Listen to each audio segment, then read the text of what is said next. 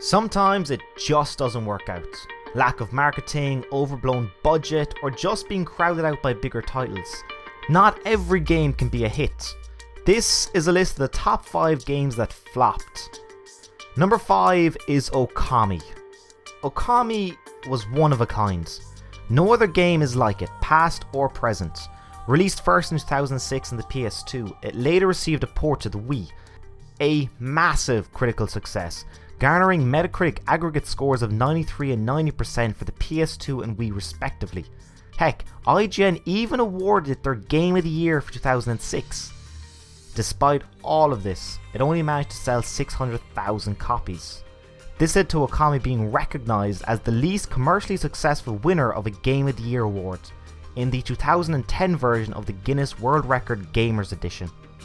This was not where the disappointment ends. Shortly after its release, Capcom disbanded the developers Clover Studios. Luckily, since then many of its employees went on to form Platinum Games, now known for more commercially successful games like Bayonetta and Metal Gear Rising: Revengeance.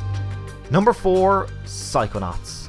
Similar to Okami, Psychonauts is a brilliant game, and it earned immense critical success, with many praising its innovation.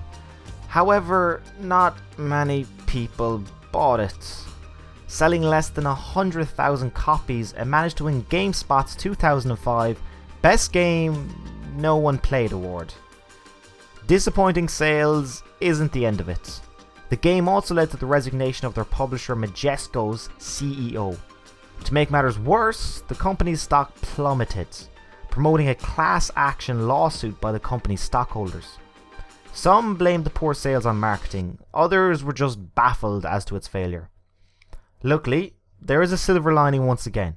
7 whole years after Psychonaut launched, it became a part of the Humble Bundle and managed to sell 600,000 copies. The creator of Psychonauts, Tim Schafer, stated that they made more on Psychonauts in 2012 than ever before. Number 3 is Too Human. Sometimes a game's budget just spirals out of control, ending up costing a lot more than originally planned. Too Human is the poster child for this.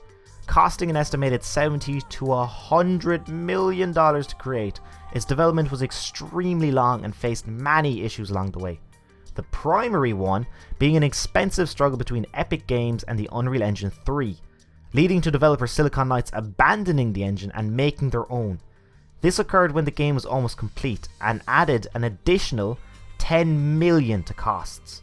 NPD Group reports that the game sold approximately 168,000 copies during the month of August 2008 in North America. This meant that after 9 years of development and millions of dollars, it was only the 8th best-selling game in the region during that time. 8th. When all is said and done, Too Human sold around 700,000 copies. This means that for every copy sold, at least $100 was spent on making it. Yikes. Number 2 is Pac-Man on the Atari 2600. Porting Pac-Man to anything in the early 80s seems like a great idea, and it also managed to sell 7 million copies. A resounding success, right? Wrong. Atari jumped the gun and made 12 million cartridges, despite only having 10 million Atari 2600 sold at the time. Atari assumed that Pac-Man would increase sales for the system. However, consumers and critics alike were not impressed with the game. With 5 million unsold cartridges and an expensive marketing campaign, Atari suffered huge losses. This game, along with number 1 on this list, is often blamed for sparking the video game crash of 1983. And number 1 is E.T. the Extraterrestrial on the Atari 2600. What could possibly go wrong with a game that is coded in just 5 weeks? Well, a lot. Despite selling 1.5 million copies, the game came nowhere near Atari's sales expectations. Atari failed to learn their lesson and ordered production of 5 million copies. To make matters worse, many of the sold games were returned to Atari for refunds by gamers who were less than happy with it. Fun fact, millions of unsold cartridges are now buried in a landfill in the New Mexico desert. The game is emblematic of the video game crash of 1983 and contributed to Atari's bankruptcy. Atari paid $25 million for the license to produce the game, which further added to a debt of $536 million. Taking inflation into account, nowadays that is the equivalent of 1.3 billion. Billion. That's billion with a B. $1.3 billion. Unsurprisingly, a year and a half later, the company was divided and sold. There you go, folks. Not every game is a resounding success. Those are the top 5 games that flopped.